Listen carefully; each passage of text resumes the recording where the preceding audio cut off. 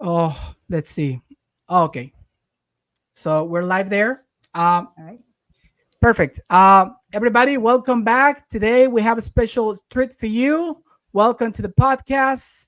People is getting ready just to have, I was just telling Lynn off camera that this is a very interested topic, close to my heart because of the background I'm coming from, and I'm pretty sure that's the case for most of you. I'm pretty sure. I'm putting the will. I'm willing to bet to put my money on the table for that. So today we have Dr. Lynn Cohick, and she is ready to talk about his book, Christian Woman and the patristic era, her legacies, authorities, and influences. We need to know about that. So people, stay tuned. And with that, we're gonna hit the intro.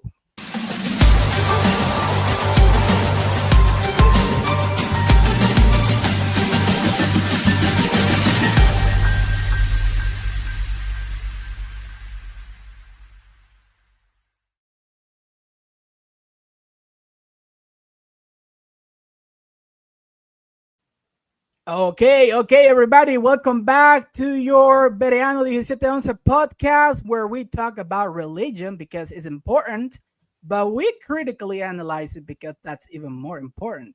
Today we have a special guest, super special guest, Dr. Lynn Cohick. Dr. Cohick, how are you doing today? I'm doing great, Marv. Thanks so much for inviting me on your podcast. And I love that intro. Wow, that's great. That gets me Thank excited to you. talk.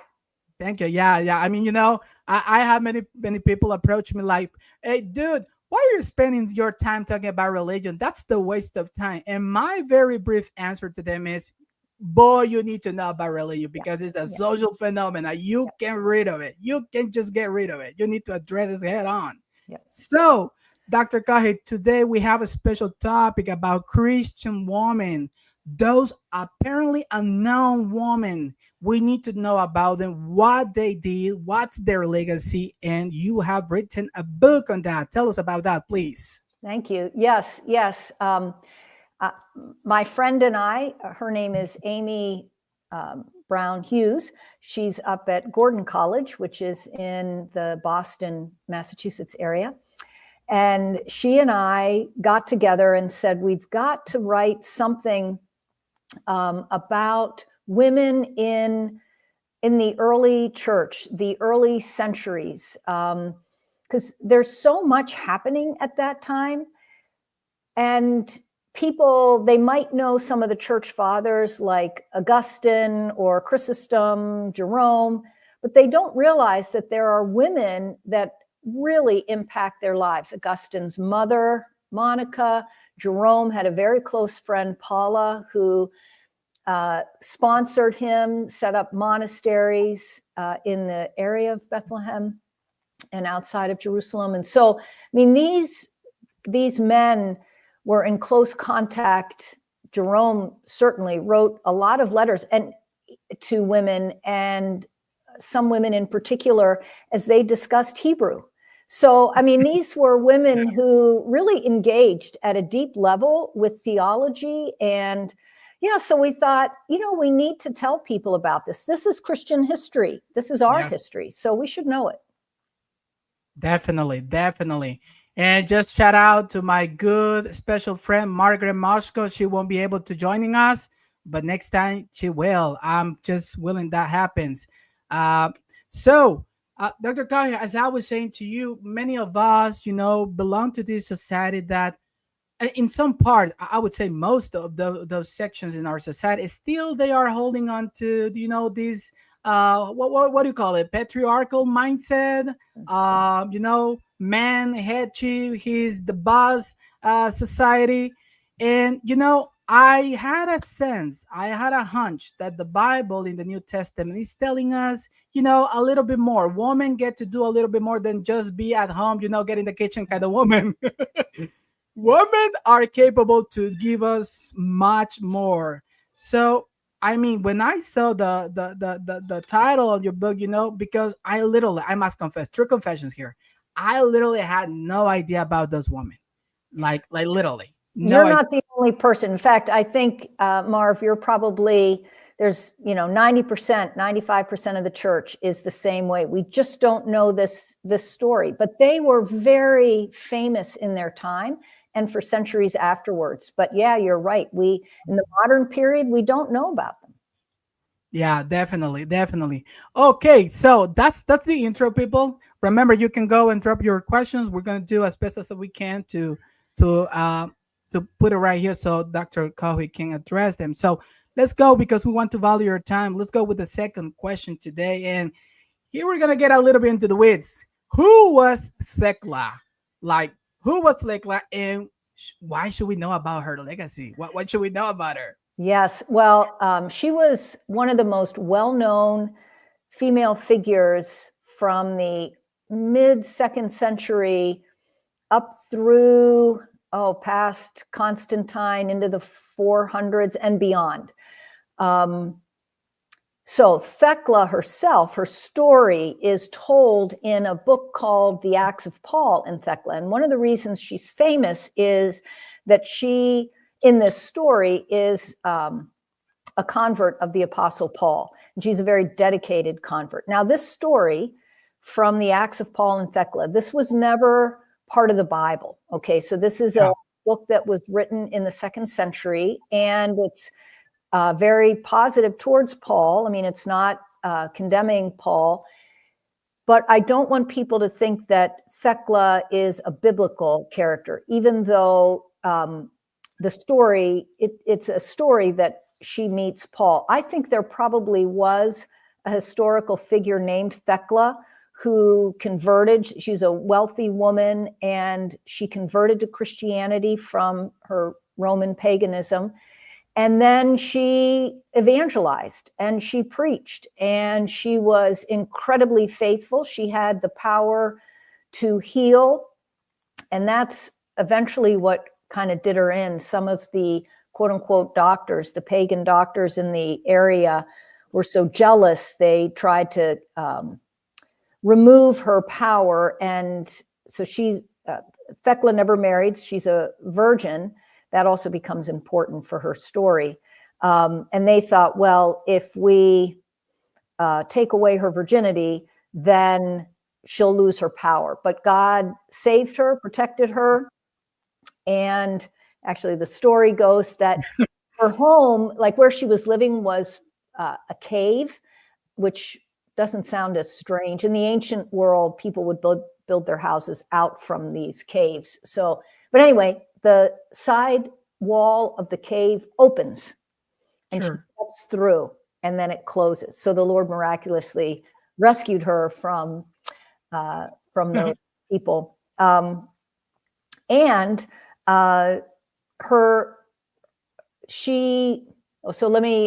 that's kind of her story from the action. Yeah. The action. The other really important thing to know about Thecla is she had been engaged to be married. Mm-hmm. And then she heard Paul preach, and she thought, I want to dedicate myself to Christianity. And one of the ways men and women did that in the 2nd, 3rd, 4th, 5th century, and even today, is they live a life of celibacy. They want to be a virgin. If we're talking about a man, normally we don't say virgin, we'd say celibate, but it's the same kind of thing, right? And so she broke off the engagement, and it angered her mom so much that her mother turned her into the city to be condemned, to be put on to be burned at the stake. At the stake, yeah. I mean, it was, so you wonder, why would her mom do that? Why would her fiance be so upset? And the reason is that this idea of marriage at this time, especially very wealthy families, you married to continue the family line, to continue the wealth. You had kids to continue upholding the honor of the family. And this was a really big, this was a value, a Roman value, so that when Thecla decided to follow Christianity, she was also choosing to think about her eternal life and not social honor. And that idea that she represents, that you want to have a singular focus on Jesus and becoming a virtuous, moral disciple. I'm not even going to say moral. I'm going to say virtuous, right? To live the life of Christ. You want to do that for your eternal reward rather than follow the elite Roman path, which would emphasize, like I said, the continuing to honor your family and the wealth that your family had. And I emphasize this because it's going to be a theme all the way through into the 400s, after the empire, after the Roman Empire becomes Christian, or at least Christianity is legal.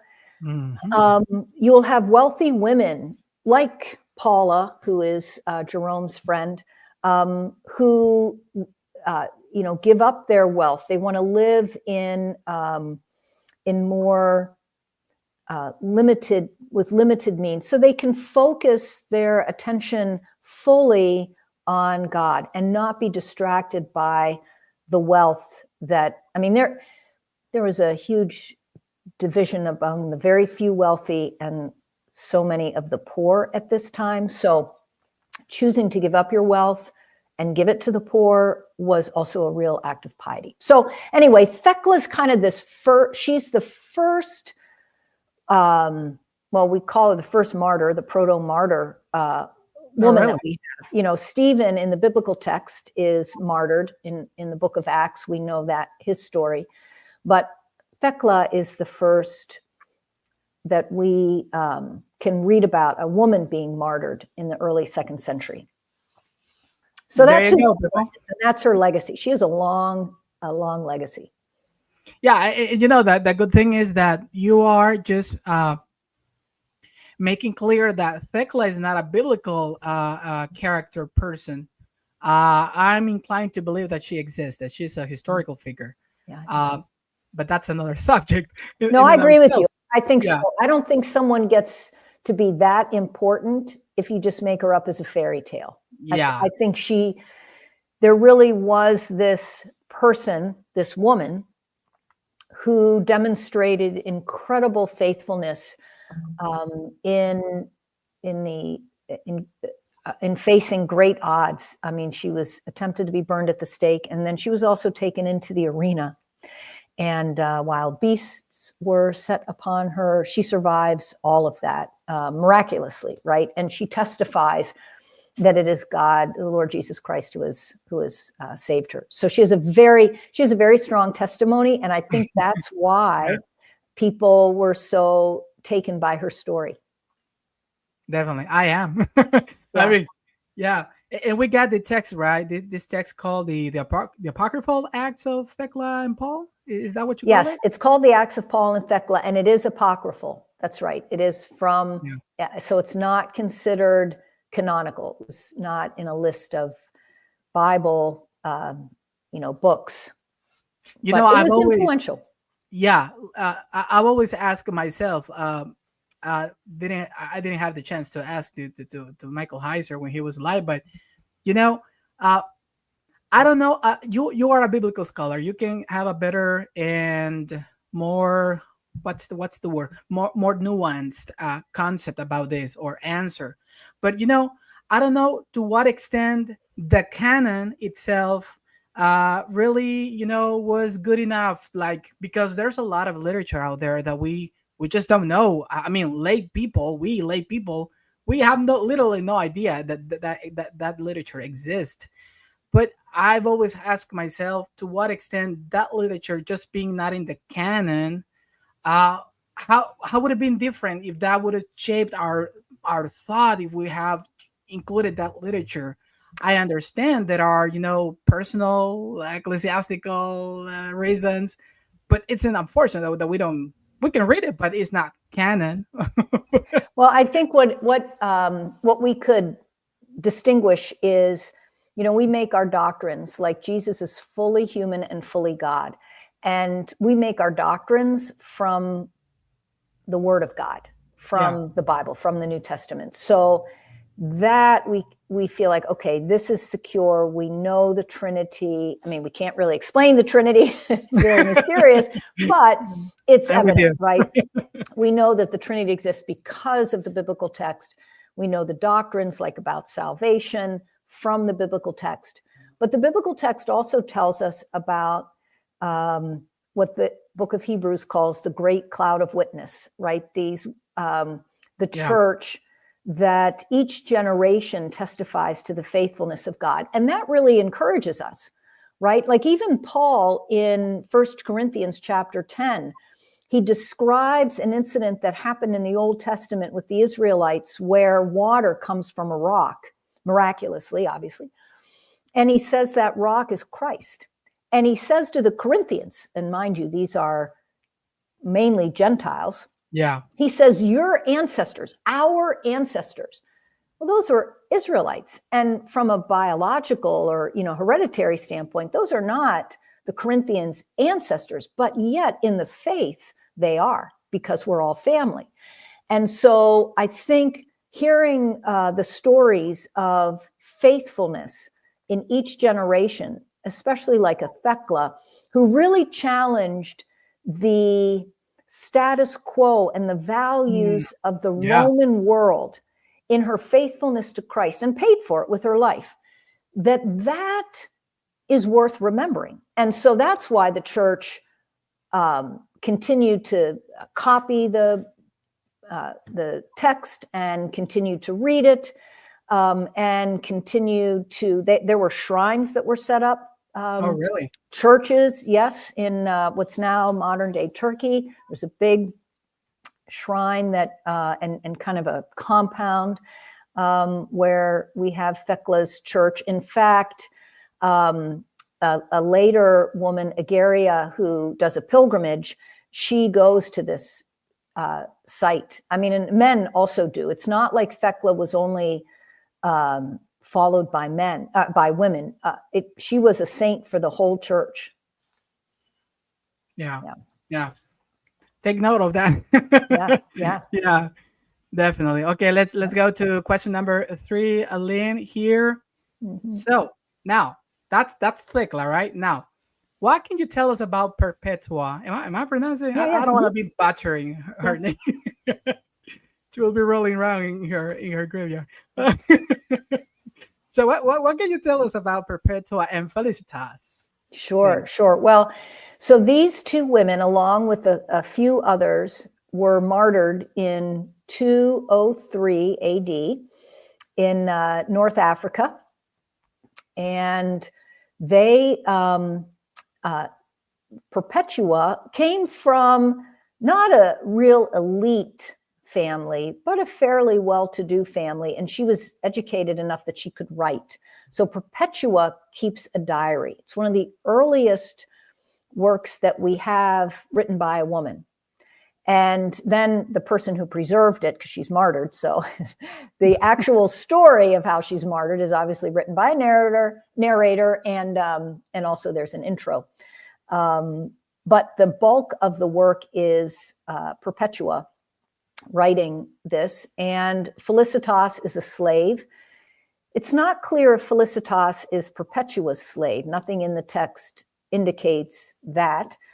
Perpetua has a young son who is still nursing, which he might be as old as 2 years. That was about how long mothers would nurse their babies then, maybe a little longer, but right about there. And Felicitas is pregnant.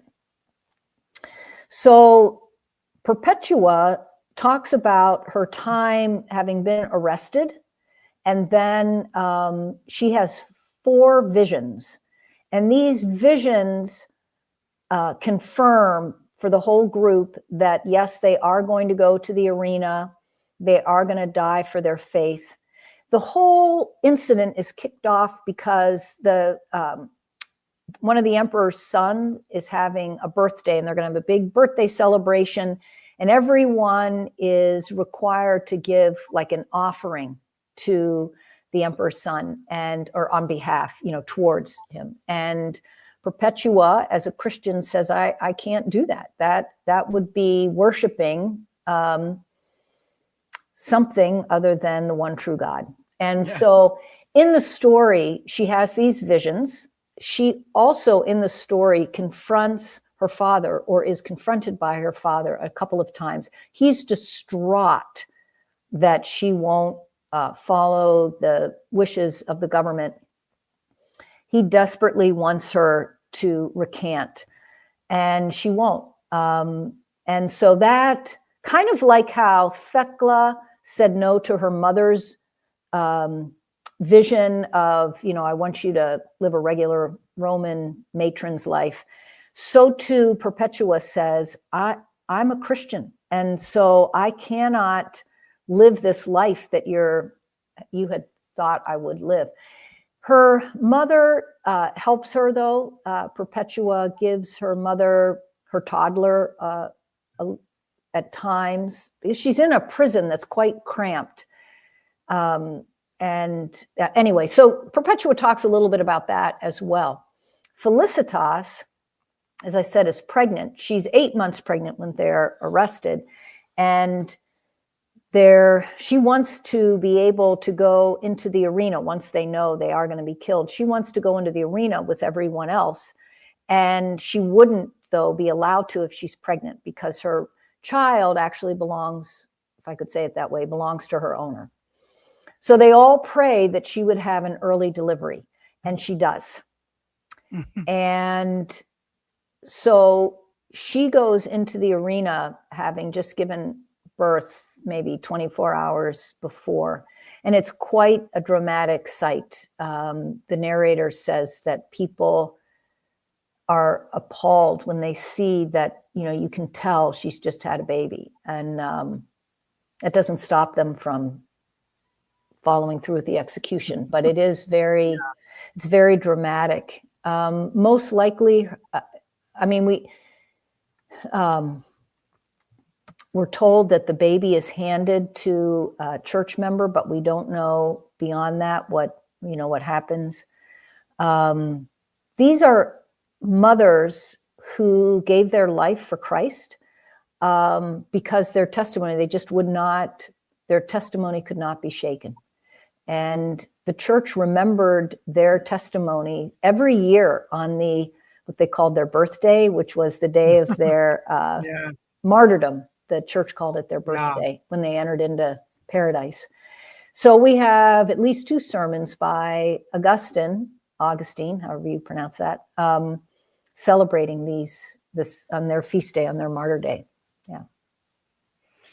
I don't know if it's like overstating the case, but is it possible that every woman like that they were developing and doing ministry, leading their influence, do you think all of those women had a tragical death, or some of them really made it to see the end of their lives and just died in a natural way, or all of them just really it didn't end well for them?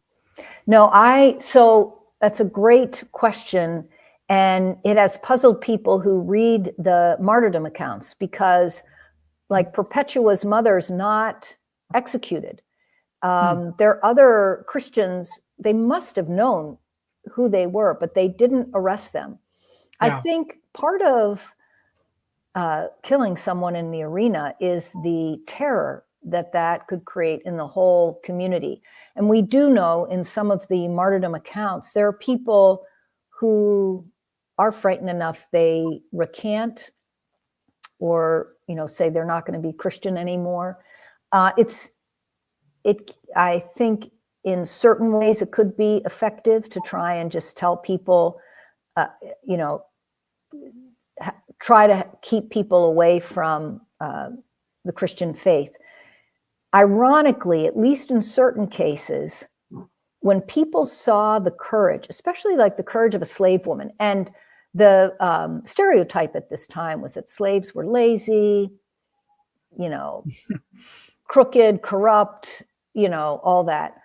To see their courage, people would be like, wow, there might be something real to this. So we have stories as well of people who are really curious when they hear about the martyrdoms. So, Tertullian has he's a late 2nd century church father, Tertullian, and he lives in this area. Trinity guy. What's that? The Trinity guy. Yes. I mean, Yeah. I understand, sorry to break in here, Lynn, but it is understood, at least that's what I have read, that this is the guy who come up with the Trinity concept or term.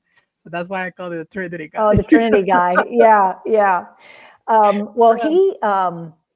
Tell us, well yes, he talks about Thecla. He mentions, the story of the Acts of Paul and Thecla. And he also writes about martyrs. And one of his phrases, the blood of martyrs is seed, meaning that they end up growing the church. So he's kind of famous for that line. Yeah. Yeah. Oh my goodness. Yeah.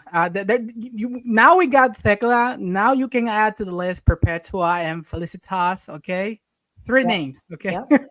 Now you are unexcusable. You already knowing who, at least a little bit about their story. And it's right here. So let's move on to the 4th question, Lynn. Mm-hmm. So as you wrote this book on their stories, this woman, and by the way, Margaret was posting something on Facebook because she was willing to, she would bring questions to you, and she brought up, please correct me, but the name is escaping me. Marcellus. Yes. Okay. Mm-hmm. Can you tell me about that woman, because I would like to know about her. Okay. One. So there is one. Actually, I don't know if this is who she was thinking of or not, but it was a woman that I had wanted to mention, and that is Macrina. Yeah. So Macrina is the sister of Gregory, and also of Gregory of Nyssa and Basil. And both of those men, and she had 2 other brothers as well. Gregory talks about how she taught him, that she was his philosopher teacher. He wrote 2 books on her, The Life of Macrina, and then also on the soul and resurrection, where he designs on the soul and resurrection as though she is the teacher and he is the student, and they talk about this, about resurrection. And her secret name is Thecla. So she was born Macrina was born about 327, somewhere in there. So the empire is Christian at this point, just turned Christian. Or I shouldn't say it that way. Christianity is now legal. Not everybody is Christian by a long shot, but it's legal. You don't have the age of martyrdom is finished. But what Gregory of Nyssa does is he describes in the life of Macrina, as she dies, and she dies a natural death, but in the process of dying that natural death, and he's there at her bedside, he sees the kind of holiness that her life exhibited, and he thinks of her as a martyr, that kind of holiness and purity of heart that martyrs demonstrated. But of course, in his day, there aren't martyrs. So yet he uses that standard of martyrdom as kind of this ideal virtuous person. Macrina, like many of the other women that we know about, had a lot of money. The family was very wealthy, but she gave up that wealth, freed the slaves, and then lived on her estate as someone who works just like everybody else does. And Yeah. so that was that kind of dedication to, I'm going to say poverty, but that's probably not the best word to use. The language in the church is ascetic. So someone who is ascetic is choosing to restrict maybe what they eat, what they own, what they wear, in order to focus their minds on developing virtues like love and kindness. And also they are thinking about life in the resurrection. And so if you have a lot of stuff, that can be distracting, right? So it's not, so that's why I use ascetic, even though it's, it's based on a Greek word, but I think it fits here because it's not just that, oh, I just want to be poor. No, it's a type of lifestyle. Yeah. No, I mean, I can tell it can be distracting. Yeah. There's a lot of stuff here in the modern world that can put you like, you're not paying attention to the big thing right up there. Yep. You're just looking down here and just trying to live your life as best as you can. Yep. But there's a bigger thing going on up there. And most of the people, and I can say, if I can put it this way, Lynn, even the church. Oh yeah. Prosperity gospel. Yep. The prosperity gospel. Prosperity gospel. Thank you. Yeah. Health and wealth gospel. Sometimes it's called. I mean, it is true that we are children of the God of the universe through Jesus Christ. Amen. That is true. And so in one sense, all things are ours, but not all things are good for us, right? Yeah. So that, and not in the kind of amount that we might want. So it is true that God deeply loves us. And we see that love in the example of Jesus Christ who went to the cross. So there is love and self-sacrifice that is part of the gospel message. And the health and wealth gospel sometimes just gets like one part of it, but you can't just have one. You have to have both. And I think what's so hard, one of the things that bothers me so much about this prosperity gospel is that. Please say it out loud. Yeah, well, I mean, what I have found, what I have found is sometimes if someone is told God loves you and will give you money and will give you a healthy body, and it doesn't happen, then you God think, doesn't love me. then God doesn't love me, right? And it doesn't work that way. No, it doesn't. It really, really doesn't. And that's why I feel so strongly against the health and wealth gospel, is because it can damage the individual and it can make the individual feel like they're not a beloved child of God. Yeah. Because look at my circumstances. I'm not like that other person over there. And it's just like, no, that's. Now you're missing the point. Yeah, exactly. I let me share a very personal anecdote here, very brief. I was preaching, and people, that day I didn't win hearts and minds that preaching, because I was critiquing some sort of like the prosperity gospel that we're talking about, and I said, don't get me wrong, people.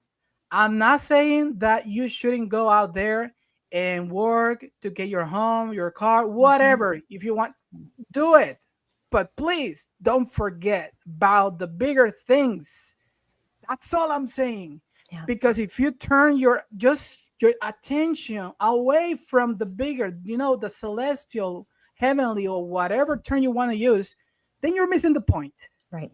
And if you forget about, this is the most important thing, Lynn, if you forget about the people who is in need, trust me, you just missing the whole point. and people didn't like it. No, well, I think it's, I don't know specifically about the congregation you were talking to, but I think there is a sense that, well, if I have my health, Yeah, then I'm more loved by God. I'm his special child, and he doesn't like the sick person who must have done something wrong to deserve that. and You his know, it's baby. like the disciples asking Jesus, who sinned, the man or his parents, that he was born blind? Jesus says, neither. That's not the right question to ask, you know. But so the health and wealth gospel can emphasize the correct point, which is that Christ came to give us abundant life, but then they define abundant life in very material ways. Yeah, Whereas in the ancient church, like with a Macrina or a Perpetua, they thought abundant life is about growing closer to God and prepare and making all of my decisions in relation to what my life is going to be like in eternity.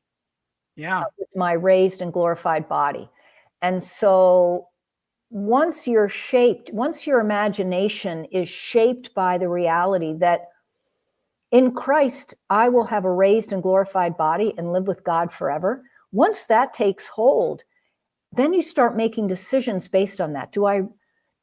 I should really, like you just said, I should really look at the poor in my midst, or the needy in my midst, or yeah. where is God telling me, you know, to work? How am I caring for his creation? You know, just that kind of stuff. Yep.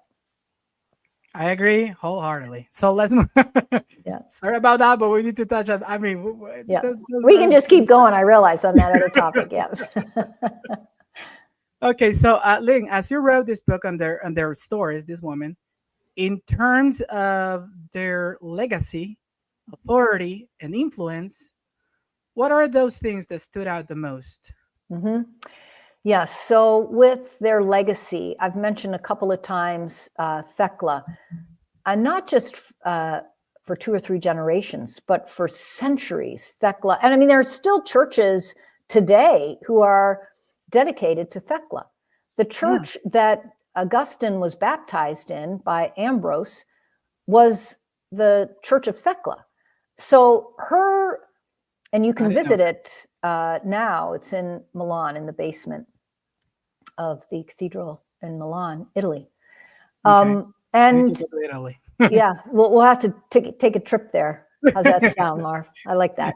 But you know, so this is the legacy, and by that the memory, right? That is really important. And then authority. One person maybe to think about is Theodora, who was an empress.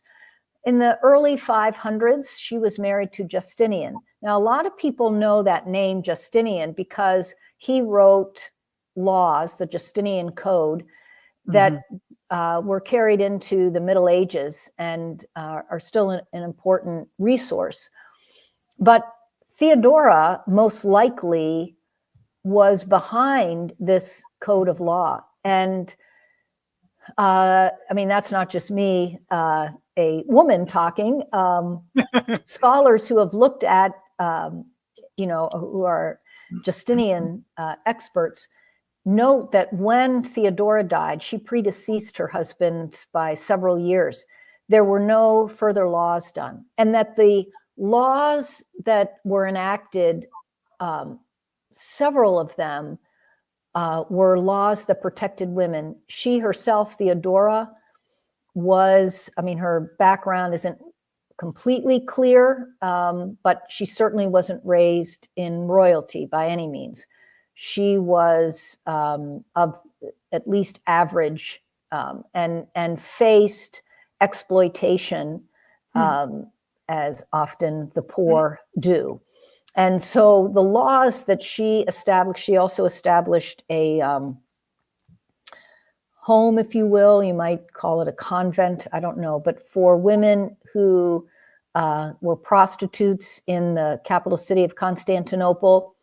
She had a large building, a large structure where they could go and be cared for and not have to work in the as prostitutes. So she had a lot of authority as an empress, and she used that to better the lives of women even down through the ages, because it was encoded in the Justinian law. We have one representation of her and her husband in Ravenna, which is another town in Italy, in a church called San Vitale. And it's a gorgeous mosaic. And in that mosaic, they're all kind of heading towards the front of the church, the apse, where, of course, Christ would be. And, so the focus is always on Christ. But on either side, then, of the space, you have Theodora and Justinian. Theodora carries the chalice, or where the wine for the communion, the Eucharist, would be. And Justinian has the bread, vessel for the bread. And so you see a very overt, conscious claim of the Christian faith by Theodora and Justinian. And their authority, then would add to the authority of the Christian religion. And then with influence, there's a travel narrative. We might call it a pilgrimage, but it is a pilgrimage. A woman by the name of Egeria. We don't have the whole of her travel, but we kind of know from like Mount Sinai, and she goes eventually up into Jerusalem, spends time there, worshiping at the various churches there, and then continues on up north through what's now Lebanon and Syria, and then into what's now southern Turkey. And this is an amazing travel. She's just describing all these important biblical sites and experiences that she has.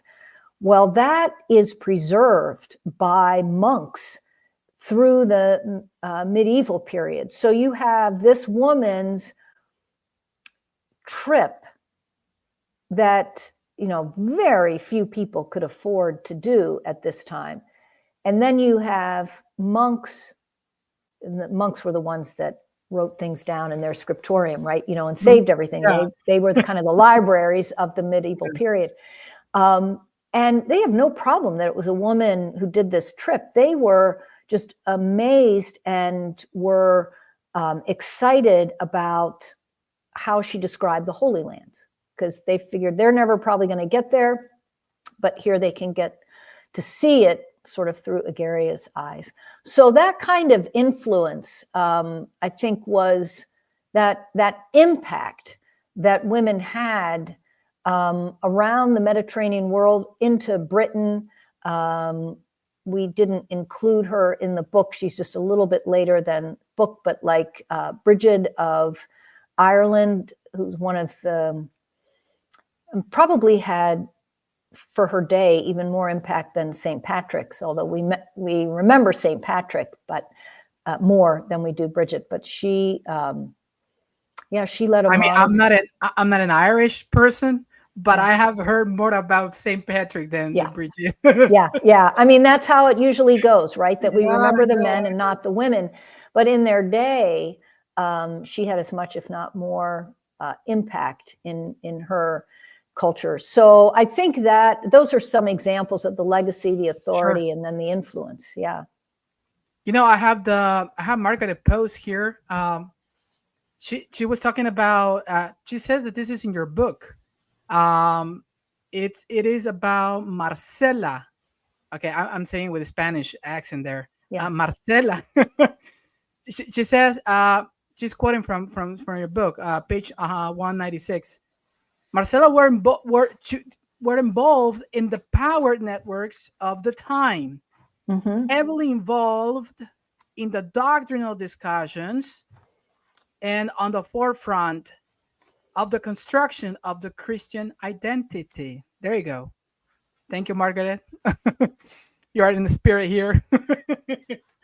Yes. Hey, Hi, by the Mark. way, yeah, I had her because she came to the show to talk about the case about egalitarianism. Mhm. Yes, I'm egalitarian. I'm putting my cards on the table. uh, by the way, Lynn, I remember you. You were also invited to some other podcast. Um, I'm not gonna say the name because I want to be a good guy. But I can say it to you privately for sure. But I didn't like the way he addressed the whole topic. You were supposed to talk about egalitarianism, women in the New Testament, leadership, and everything. But no, something I don't like it. No, but you were very. Perhaps you were aware of that, but you were very respectful and just addressing the questions head on. But no, something Well, not a good vibe was flowing in there. No, okay. I didn't like Well, it. now No, you've piqued my interest. I'll have to talk yeah, with you offline. Okay. yeah. Okay, Yes. so Lynn, let's move on to the fifth question. We're almost there. Okay. Again, thank you so much for your time. So, fifth question, Lynn, you have a section on women in catacomb art. Mhm. In what ways does that contribute to our knowledge of Christian women during this period? Yeah, good. Good question. Yes, catacomb art is a fascinating subject overall. One of the myths about the catacombs in Rome is that they were hiding places for Christians. That wasn't the case. Oh my People goodness. knew, yeah, Yeah, so it's not where Christians hid. I've Um, been told that. yeah, Yeah, yeah, it's, I've just, been taught that yeah, that they it's a were myth, using. but yeah, Yeah, now we know that's not the case. So that's why you uh, need to come to this interview, people, to that's get the right. right info. Just get rid of the Exactly. myths. Continue. Exactly. Yes.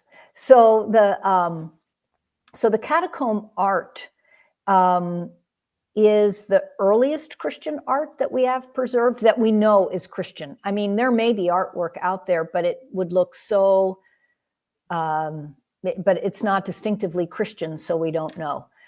Sure. But we have, well, another very old example of Christian art is in Syria, what's modern day Syria. It's called Dura Europa, and we have a house church. There's some frescoes there.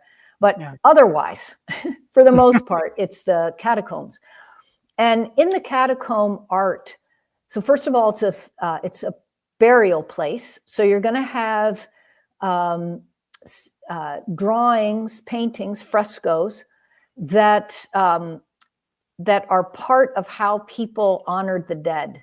So we have a lot of meal scenes because that was one of the ways that Romans in the ancient world honored their dead relatives. But you also have Bible stories that are presented, and that and in those there are women that factor in those stories, and so we have both depictions of actual real women. Sometimes their names are even there in the frescoes, and so that's just evidence that here are women, faithful women Christians who are honoring God even in their death. And then also female biblical characters that are so important. We also have a classic pose that both men and women use, but there's a lot of women who pose this way, and we call it the Orans pose, Orans. And it's like this. It's where your arms are up. It's in prayer. Today, some churches also have that. Church leaders will lift their arms that way. But in the catacombs, we have women who are portrayed that way, honoring, praying to God. And so I think they're not hidden. I guess that's kind of what I want to say. You can't go through the catacombs and imagine that Christianity was just done by men, or that the important things were just done by men. The catacomb art has men and women together in one of the most poignant moments of anyone's life, which is the death of a loved one, and how you honored that. The catacombs also have history of potentially being where certain saints, martyrs were buried, so they became pilgrimage sites. And this could, like the catacombs of Priscilla, there's some theories that maybe even that honored the biblical Priscilla. So, there's a lot of connections with women and the catacombs. And it just reminds us how important women were at every level in the life of the church.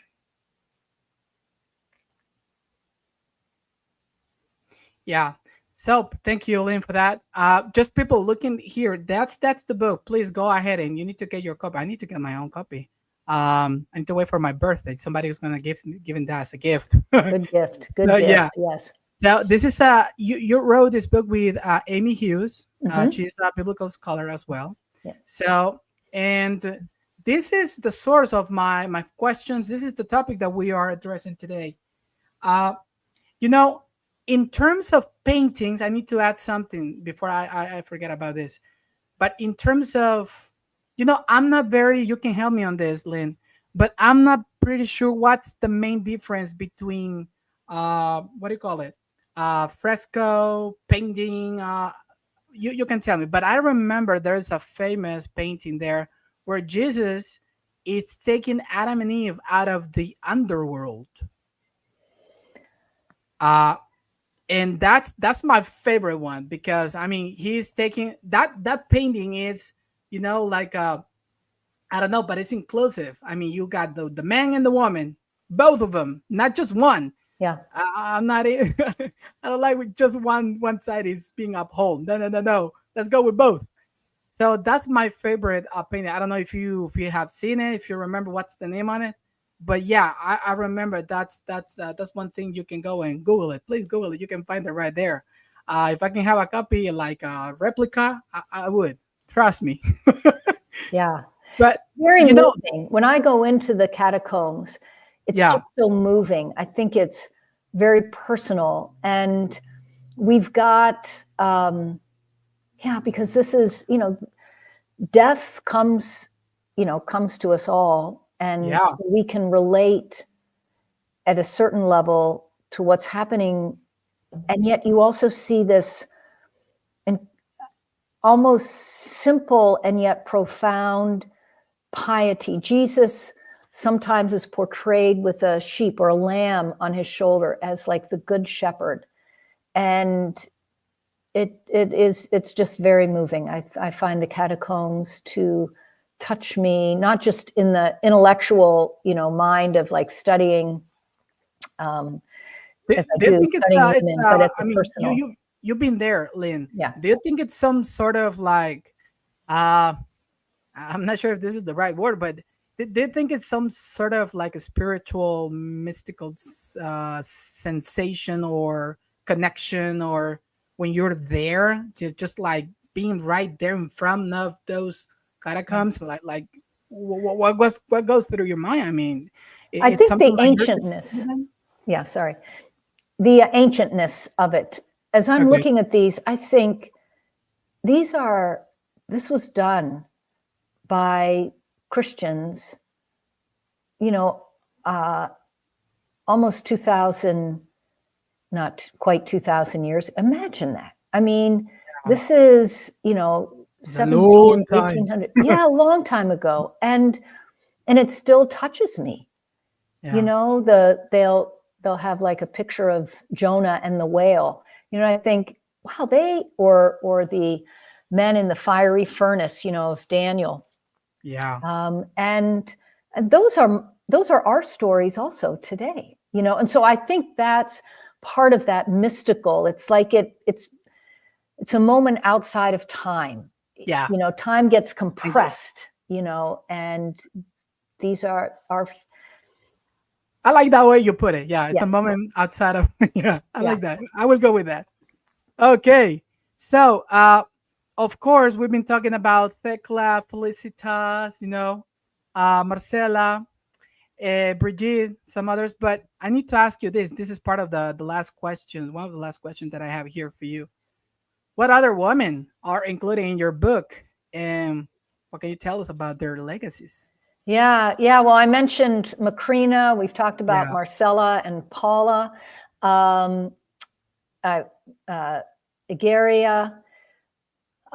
One other one that we often don't talk that much about is Helena, who is the mother of Constantine.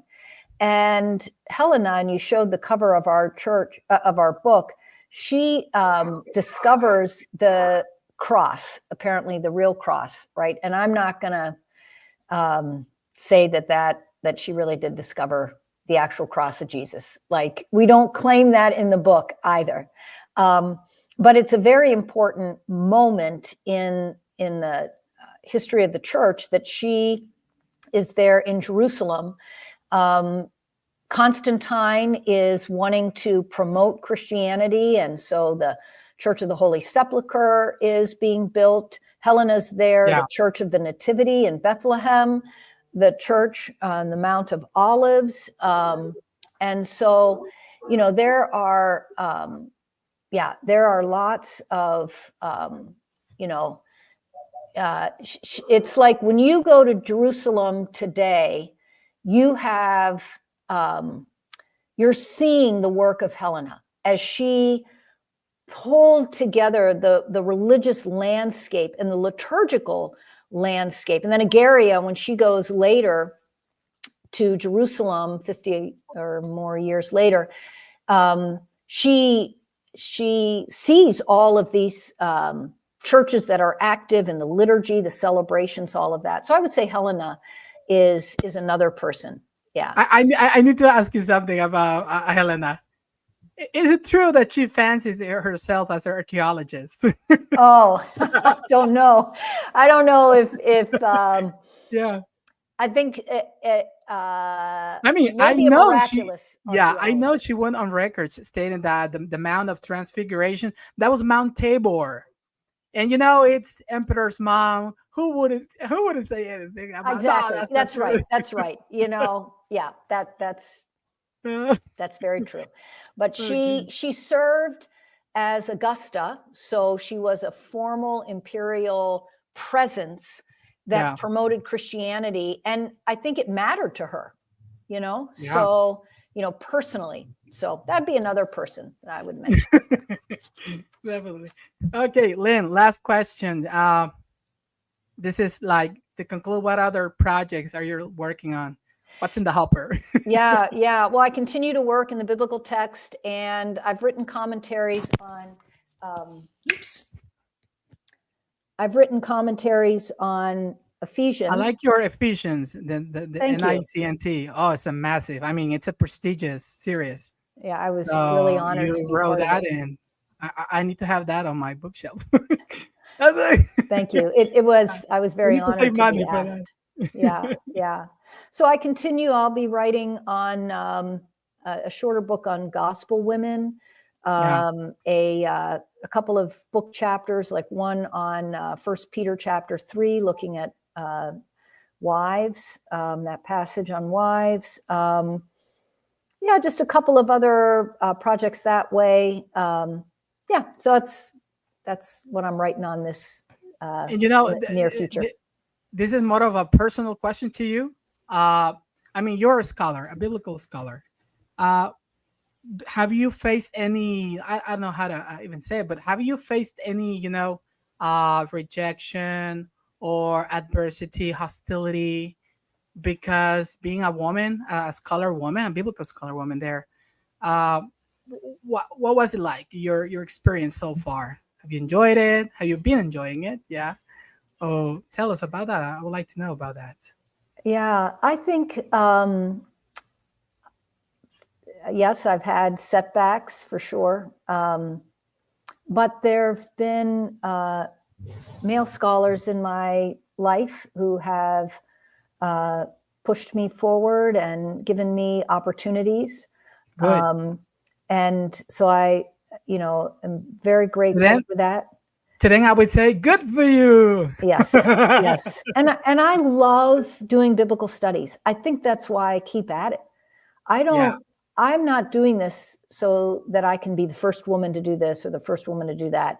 I am doing it because I love biblical studies. And so, That makes I just keep going. Yeah. Okay, thank you, Lynn. It's been a pleasure to talk Thank to you. you. Thank you for coming onto the show. I mean, I love the questions. We can keep the conversation going, and knowing we're gonna have to have some coffee there or tea or whatever. That's right. That's right. But thank I you remember, so much. Yeah. I did an interview too. I don't know if you probably know him, Crispin Fletcher Louis from, and I was saying to him, Crispin, if I were in England, I would go to your home and I would invite you some meal and just to have a long conversation about biblical studies because we love this. I'm doing it because I love interviewing people. That's right. Yep. I just love that taking advantage of the technology and all of this, two cultures collapsing here. I mean, Lynn from America, North America, me from Central America, Honduras, and we are just to this point we didn't even know that we existed, but here we are. So Lynn, thank you so much. Final comments for this episode, please let us know. Thank you, and thanks so much for inviting me on, Marv. It's always great to have a chat. Thank you. And I expect this won't be the last time. This is a platform for you guys, men and women. Yeah. Men and women. And this is a platform for, proposal, discussions, arguments for and against. That's what that true conversation should be all about. Yep. It doesn't matter what topic we're addressing. That's the correct attitude, I think, myself. Yes. So just a couple of to our listeners. Remember, Helen Bond, she's coming to the show to talk about her book about the first biography of Jesus. Awesome. Who wants to know that? Oh, everybody. Yeah. So also we're going to have on June, yes, we need to wait.